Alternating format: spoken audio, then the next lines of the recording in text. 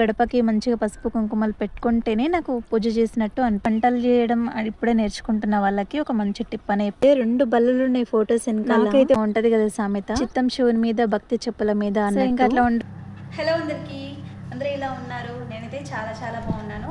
And మీరందరూ కూడా బాగుండాలని చెప్పి దేవుని మనస్ఫూర్తిగా కోరుకుంటున్నా.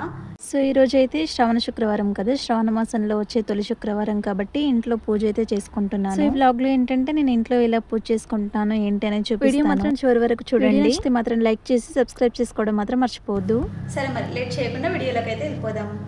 సో ఇంకా నేను ఇక్కడ పూజ పనులు స్టార్ట్ చేసే ముందే ఫస్ట్ అయితే ఇంట్లో వంట ఇట్లా కంప్లీట్ చేసేసుకున్నాను. ఎందుకంటే మనం పూజ చేసినంతసేపు పిల్లలు ఆకలితో ఉండడం నాకు ఇష్టం లేదు. ఇంట్లో అందరికీ ఫస్ట్ వంట ఇట్లా చేసేసి పెట్టేసి మనం పూజ పనులు స్టార్ట్ చేసుకుంటే మనకి ఏ డిస్టర్బెన్స్ కూడా ఉంటుంది. లేదంటే పిల్లలు మధ్య మధ్యలో వచ్చి మమ్మీ ఆకలిస్తుంది అది ఇది అంటే బాగా ఇబ్బంది అవుతుంది. వాళ్ళని అట్లా చూస్తూ కూడా మనం ప్రశాంతంగా పూజ చేసుకోలేం కదా. ఇక్కడ నేను స్టవ్ అయితే ఆల్రెడీ క్లీన్ చేసేసుకున్నాను వంట చేసేటప్పుడు.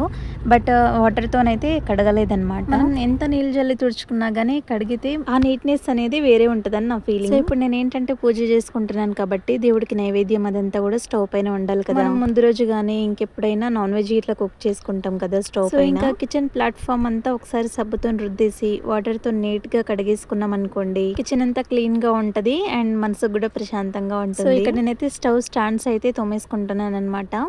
ఆల్రెడీ స్టవ్ బండలు ఇట్లా అంతా కడిగేసుకున్నాను.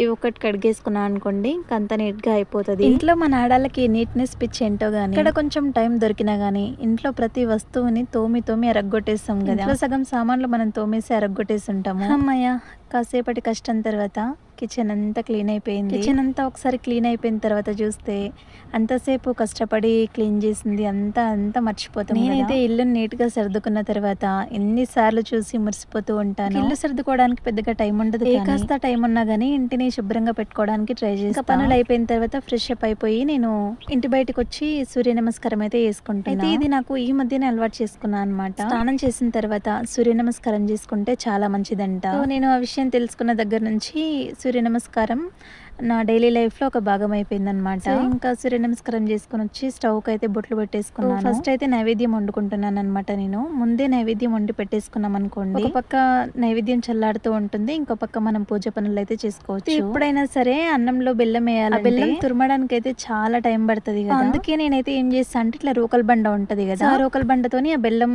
గడ్డ మొత్తాన్ని స్మాష్ చేసుకొని వేసేసుకుంటాను అనమాట. చాలా టైం సేవ్ అవుతుంది. నైవేద్యం కోసం అన్నం అయితే స్టవ్ పైన పెట్టేసి ఇంకా నేను ఇక్కడ గడపకైతే పసుపు కుంకుమలు పెట్టుకుంటాను. నాకైతే గడపకి పసుపు కుంకుమలు పెట్టుకుంటేనే అసలు అంటే పూజ చేసేటప్పుడు నార్మల్గా అయితే డైలీ గడప కడిగి ఓన్లీ ముగ్గు పెట్టుకుంటాను, కానీ పూజ చేసుకునేటప్పుడు నాకు గడపకి మంచిగా పసుపు కుంకుమలు పెట్టుకుంటేనే నాకు పూజ చేసినట్టు అనిపిస్తుంది. పూజ చేయడానికి నాకు ఎంత హడావిడి ఉన్నా సరే ఖచ్చితంగా గడప పూజ అయితే నేను చేసుకుంటాను. గడప పచ్చగా ఉంటే అదొక పాజిటివ్నెస్ ఇంట్లో. అయితే గడపని ఎప్పుడు కానీ మనం అలంకరించుకోవడం అదంతా మనం ఇంటి లోపల నుండి వేసుకోవాలంట. సో నాకు ఆ విషయం కూడా ఈ మధ్యనే తెలిసిందనమాట. సో అప్పటి నుంచి ఇంట్లో ఉండే నేను గడపనైతే అలంకరించుకుంటాను. సో ఈ విషయం మీలో ఎంతమందికి తెలుసు అనేది కామెంట్ చేయండి. అండ్ ఇది మీలో ఎంతమంది పాటిస్తారో కూడా నాకు కామెంట్ చేయండి. ఇంకా గడపకైతే పసుపు కుంకుమలు పెట్టేసుకుని ఇక్కడ ముగ్గు అయితే పెట్టుకుంటున్నాను. గడపని మొత్తం అలంకరించుకున్న తర్వాత భలే అనిపిస్తుంది అబ్బా నాకైతే. గడపంతా పచ్చగా ఇంటికి ఒక మంచి కలొచ్చినట్టు అనిపిస్తుంది. సో ఇంకా గడపనైతే పసుపు కుంకుమలతో చక్కగా అలంకరించుకున్నాను. సో ఇక్కడ నేను గడప దగ్గర పని చేసుకునే లోపు అన్నం అయితే మంచిగా ఉడికిపోయింది అనమాట. ఇంకా నేను వెళ్ళి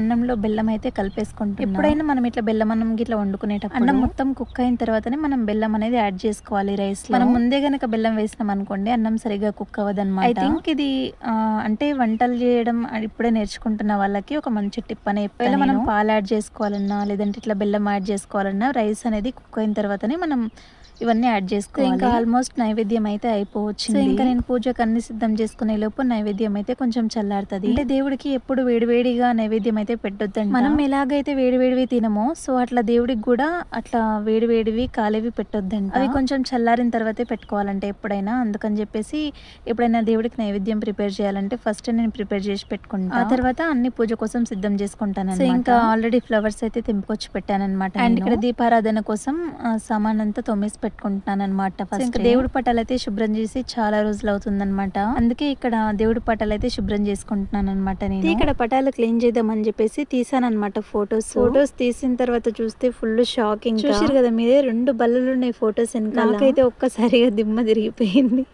అంటే ఇప్పుడు ఏం చేయాలి వాటిని? ఎలా వెళ్ళిపోతాయి బయటికి అని చెప్పేసి ఫుల్ భయమైంది నాకు. అంటే ఫస్ట్ నా భయం ఏందంటే మీదకి ఎక్కేస్తాయేమో అని. మీదకెక్కి కరుస్తాయేమో ఏందో అని చెప్పి భయమైంది నాకు. నేను ఇక్కడ లేచి బయటికి వెళ్ళకుండా ఎందుకు అల్లిస్తున్నా అంటే పైన లైట్ ఉంటది కదా పూజ రూమ్ లో, వాటి కిందకి వెళ్ళిపోతాయి అనమాట ఎప్పుడైనా అల్లిస్తే. సో ఇంకా అట్లా వెళ్ళిపోతాయేమో అని కంగారు పడకుండా ఇంకా స్లోగా అల్లిస్తున్నా అనమాట. ఎక్కడ గట్టిగా షూ అంటే మళ్ళీ వచ్చి మీద పడతాయేమో అని. మీకు కూడా అలాగే బల్లులు అంటే భయమా? కామెంట్ చేయండి. ఇంకా పట్టాలన్నీ తుడిచేసి బొట్లు పెట్టుకొని మంచిగా పువ్వులకి ఇట్లా అంతా అలంకరించేసి పెట్టుకున్నాను ఫస్ట్. అండ్ పసుపుతో వాళ్ళకి ముగ్గు కూడా పెట్టేసుకున్నాను చక్కగా. చాలా బాగా అనిపిస్తుంది కదా చూడ్డానికి కూడా. ఫస్ట్ పూజ చేస్తున్నా అంటే నేను పూజకు కావాల్సిన అన్ని వస్తువులు ఫస్ట్ తీసి పెట్టుకుంటాను అనమాట. అగరబత్తులు గానీ, ఇప్పుడు కొబ్బరికాయ, కర్పూరాలు, అగ్గిపెట్టి అన్ని ముందే చూసి పెట్టుకుంటాను అనమాట. మళ్ళీ పూజ చేస్తుంటే మధ్య మధ్యలో అగ్గిపెట్టి ఎక్కడ ఉంది, ఏవి ఎక్కడ ఉన్నాయి అని చెప్పేసి వెతుక్కుంటూ ఉంటే ఇప్పుడు ఏమో ఉంటది కదా సామెత, చిత్తం శివుని మీద భక్తి చెప్పుల మీద.